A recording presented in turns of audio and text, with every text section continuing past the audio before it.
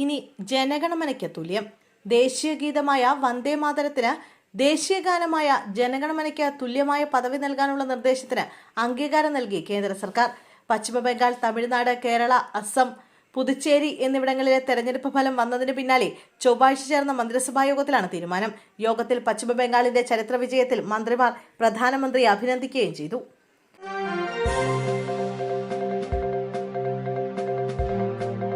തെരഞ്ഞെടുപ്പിൽ നേരിട്ടത് അപ്രതീക്ഷിത പരാജയമെന്ന് CPIM സംസ്ഥാന സെക്രട്ടറി MV ഗോവിന്ദൻ. തിരിച്ചടിയിൽ നിന്ന് പാഠം പഠിക്കുകയും ജനങ്ങൾക്ക് ബോധ്യമാകുന്ന തരത്തിൽ തിരുത്തലുകൾ വരുത്തിയും ഇടതുപക്ഷം തിരിച്ചുവന്ന ചരിത്രമാണ് കേരളത്തിലുള്ളത്. തിരിച്ചടിയുടെ കാരണങ്ങൾ വിശദമായി പരിശോധിക്കും. മെയ് ജൂൺ മാസത്തോടെ പാർട്ടിയുടെ എല്ലാ ഘടകങ്ങളെയും വിളിച്ചു ചേർത്ത് എല്ലാവർക്കും പറയാനുള്ളത് കേൾക്കുകയും അത് മുഖവിലക്കടിക്കുകയും ചെയ്യും. വിലയിരുത്തലുകൾ സത്യസന്ധമായിരിക്കുമെന്നും MV ഗോവിന്ദൻ പറഞ്ഞു.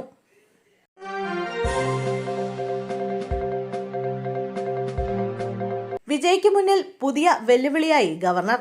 കോൺഗ്രസ് പിന്തുണ പ്രഖ്യാപിച്ചതിന് പിന്നാലെ ഗവർണറെ കണ്ട് സർക്കാർ രൂപീകരണ അവകാശവാദം ഉന്നയിച്ച് വിജയ്.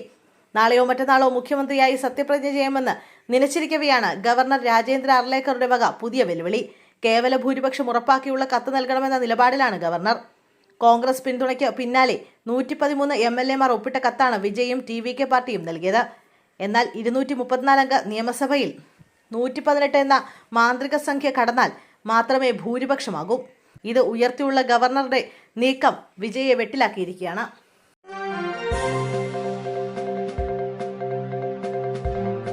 നിരീക്ഷകരെത്തും മുമ്പ് തിരക്കിട്ട നീക്കവുമായി സതീശൻ ക്യാമ്പ്. MLA കാണാൻ കേന്ദ്ര നിരീക്ഷകരെത്തും മുമ്പ് KC വേണുഗോപാലിനും രമേശ് ചെന്നിത്തലയ്ക്കുമൊപ്പമുള്ള MLA സ്വന്തം പക്ഷത്തെത്തിക്കാൻ VD സതീശൻ ക്യാമ്പിന്റെ നീക്കം. നിരീക്ഷകർക്ക് മുന്നിൽ ഗ്രൂപ്പ് നേതാവിന്റെ പേര് പറഞ്ഞാലും രണ്ടാമത്തെ ചോയ്സായി സതീശന്റെ പേരും നിർദ്ദേശിക്കാനാണ് ശ്രമം. MLA നിരീക്ഷകരും തമ്മിലുള്ള കൂടിക്കാഴ്ചയിൽ നിന്ന് സംസ്ഥാനത്തിന്റെ ചുമതലയുള്ള ജനറൽ സെക്രട്ടറി ദീപാദാസ് മുൻഷിയെ ഒഴിവാക്കണമെന്നും ആവശ്യമുണ്ട്. താൻ തന്റെ ജോലി ചെയ്തെന്നും ഇനി ഹൈക്കമാൻഡ് തീരുമാനിക്കട്ടെ എന്നുമാണ് VD സതീശന്റെ പ്രതികരണം.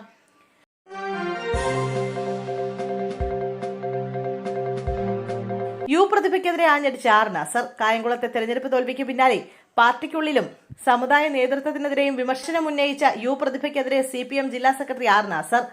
പ്രതിഭയുടേത് വെറും അസംബന്ധമാണെന്നും സഖാക്കൾ പണിയെടുക്കുന്നില്ലെന്ന ആരോപണം തെറ്റാണെന്നും അദ്ദേഹം പറഞ്ഞു.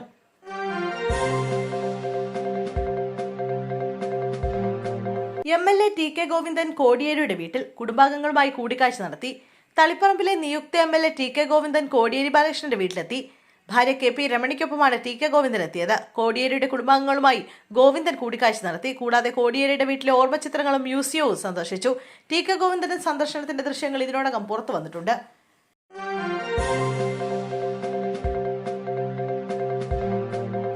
ആര് മുഖ്യമന്ത്രിയായാലും പ്രശ്നമില്ലെന്ന് NSS general secretary G Sukumaran Nair. NSSന്റെ പ്രത്യേക ചോയ്സ് ഒന്നുമില്ല. മാറ്റത്തിനായി ജനം വോട്ട് ചെയ്തു. അത് UDFന്റെ മാത്രം വിജയമല്ല, ജനാധിപത്യത്തിന്റെ വിജയമാണ്. ജനങ്ങൾ വോട്ട് ചെയ്ത് അധികാരത്തിൽ വന്ന സർക്കാരിന് ജനങ്ങളോടുള്ള സമീപനം എന്താണെന്ന് അറിയേണ്ടതുണ്ടെന്നും G സുകുമാരൻ നായർ പറഞ്ഞു. ശബരിമല വിഷയം മുതൽ നടന്ന കാര്യങ്ങളിൽ ജനങ്ങൾക്ക് വളരെ ആശങ്കയുണ്ടായിരുന്നു.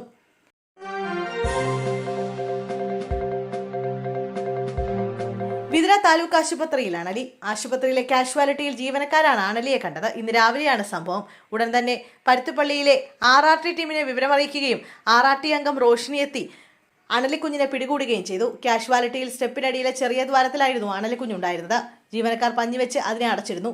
തുടർന്ന് RRT അംഗം സ്ഥലത്തെത്തി പഞ്ഞിമാറ്റി അണലിക്കുഞ്ഞിനെ പുറത്തെടുക്കുകയായിരുന്നു.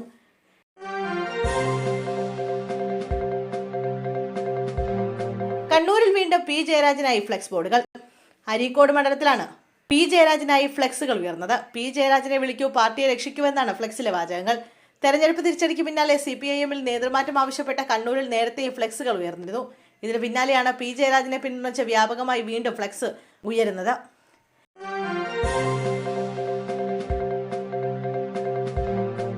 സർക്കാർ ഇൻഷുറൻസിനെതിരെ പരാതിയുമായി കുടുംബം.